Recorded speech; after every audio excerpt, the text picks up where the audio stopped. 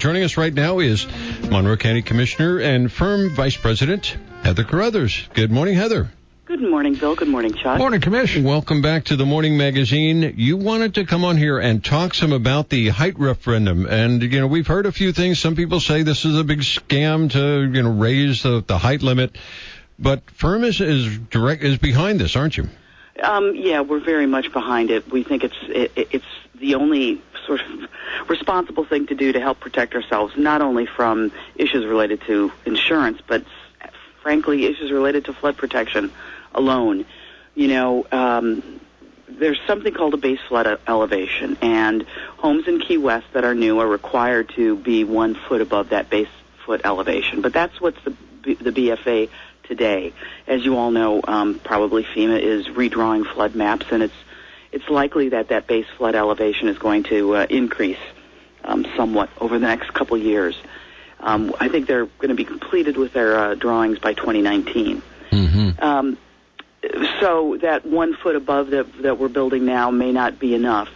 Further, for every foot above base flood elevation, you have significant decreases in your cost of insurance. So the city's referendum is very tightly constrained to allow elevation on new and existing structures only for the purpose of getting you the bottom of your floor out of the floodplain. I've heard a lot of, frankly, misinformed issues about this. Not only does it help the individual homeowner in terms of protecting their property from the potentiality of flood, but and also from increasing flood insurance rates, but it also helps the entire community, because as a community, when the community enacts efforts to protect their structures from flood, they gain points in something called the community rating system. And even if nobody actually does it, the fact that the city has given people an option of doing that earns the city points in the community rating system. And those points translate into flood insurance discounts. There are ratings between 1 and 10. The highest that you can get would be up to a 45% across-the-board reduction in flood insurance rates. So, this is a really important step. The way the language is actually written in the code, it's very tight and says that, these elevations are only allowed to get you out of base flood elevation. It's not because you want to put an extra story on your house. It's not because you suddenly want a cupola. None of those reasons pertain. Mm-hmm. And of course, rising sea levels, people are getting squeezed between the height limit and rising sea levels and, the rising FEMA floodplain levels. So it's, you're getting constrained, aren't you? Yeah, you are getting constrained. And, I think we have a choice. We can either adapt or we can abandon. And I don't think anybody's ready to abandon, abandon where we live yet. So, with this, as a community, the Keys and Key West in particular, we've adapted over the years. When we first started building homes here, we didn't have tin roofs. We didn't have metal roofs. We do now.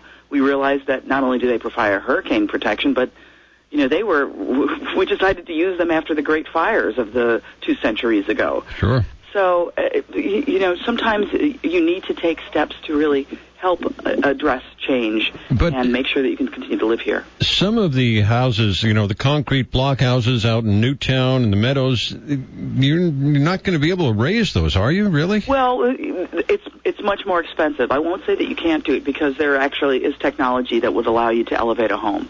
It's far more expensive to elevate a concrete block home.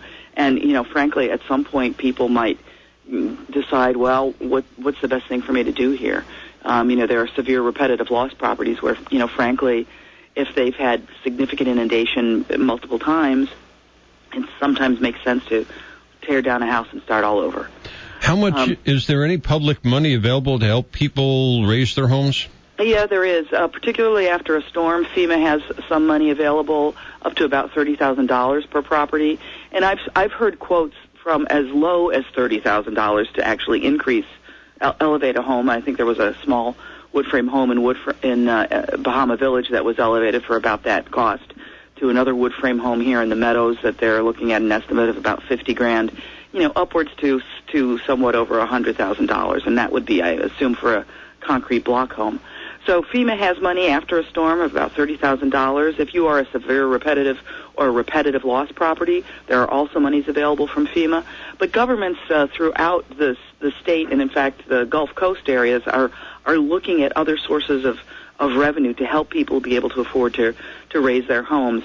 Some that may inquire a long-term loan that is paid for as an assessment on your tax bill and runs with the property rather than with the homeowner, so that when you sell the home, you certainly don't have to pay back that lien at very, very low interest rates. So there are already government programs that help homeowners do that for energy retrofits.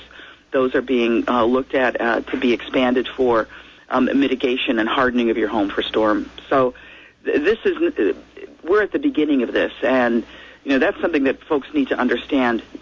Anything that we do here, this is a long-term process. Homes may be elevated probably over the next 50 years, not tomorrow. This is just the first chance to give homeowners the right to voluntarily protect their homes from the impacts of flood. Mm-hmm.